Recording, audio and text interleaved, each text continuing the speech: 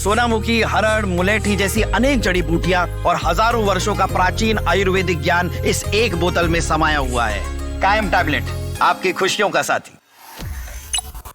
बांग्लादेश और चीन के बीच कौन सी खिचड़ी पक रही है? क्योंकि बांग्लादेश में जो चीनी राजदूत हैं, उन्होंने ये कहा है कि बांग्लादेश या किसी भी दक्षिण एशियाई देश के साथ उसके सहयोग को कमजोर करने की कोई भी कोशिश नाकाम होगी। हालांकि चीनी राजदूत ने किसी देश का नाम नहीं लिया, लेकिन उनकी टिप्पणी को अब अमेरिका के लिए एक चेतावनी के तौर पर देखा जा रहा है। ऐसे में सवाल उठ रहा है कि बांग्लादेश की धरती से आखिर चीन ने अमेरिका को कौन सा बड़ा झटका दिया है और ट्रंप के लिए कौन सी टेंशन बढ़ा दी है।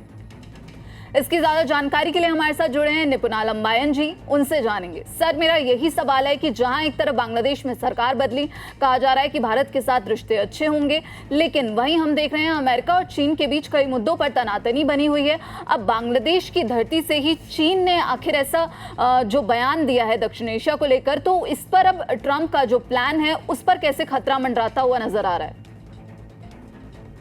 देखिए, इन्होंने, जब हम बात करते हैं चीन के जो दूत हैं वेन, बिल्कुल, उन्होंने जाकर बोला कि भाई अमेरिका, हालांकि उन्होंने डायरेक्टली अमेरिका का नाम तो नहीं लिया, हाँ, लेकिन उन्होंने ये कहा कि जो बांग्लादेश फर्स्ट पॉलिसी है, हम उसका समर्थन करते हैं और कोई भी तीसरा देश या कोई भी विदेशी ताकत हम दोनों के संबंधों को खराब नहीं कर सकती, चाहे कोई भी कंडीशन हो जाए। और दक्षिण एशिया के सारे देश जो हैं वो चीन के प्रभाव में है, ना कि किसी अन्य और देश के नाम में या तीसरे देश के प्रभाव में नहीं है।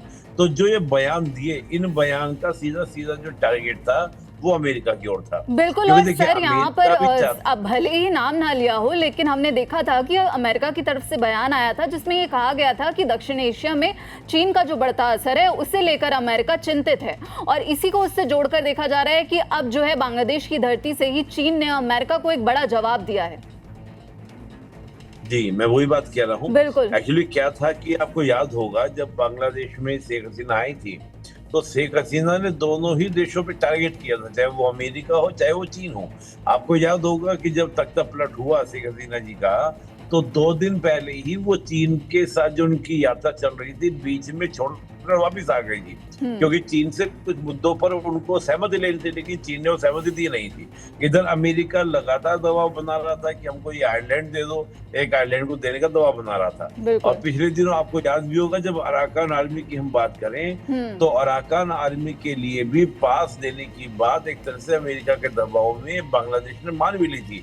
वो तो बाद में हम देखें, जो सेना के कमांडर हैं या सेना के जो चीफ है बांग्लादेश की, उनके अड़ने से या उनके रोकने से वो चीज रुका, नहीं तो वो दे दिया गया होता, पूरा एक पास दे दिया होता अराकान आर्मी को। और अराकान आर्मी जो है वो बैक में सपोर्टेड है किसके? अमेरिका से।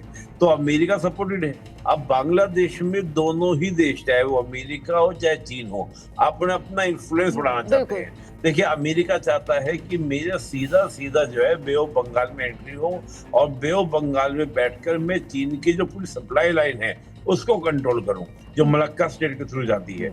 और चीन को ये बात पता है कि मेरी जो सबसे बड़ी, अगर कोई उसको आप कह सकते हैं एक तरह से दुखती नस कह लीजिए, या कह सकते हैं कि चीन के लिए बहुत स्ट्रेटेजिकल इंपॉर्टेंस रखता है बे ऑफ बंगाल, तो उसकी वजह से क्या तनाव दोनों देशों के बीच में है।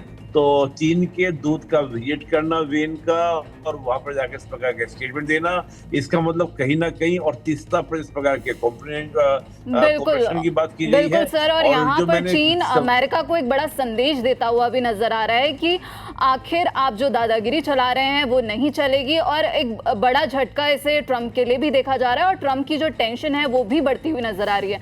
बहुत बहुत शुक्रिया सर आपका इस जानकारी के लिए।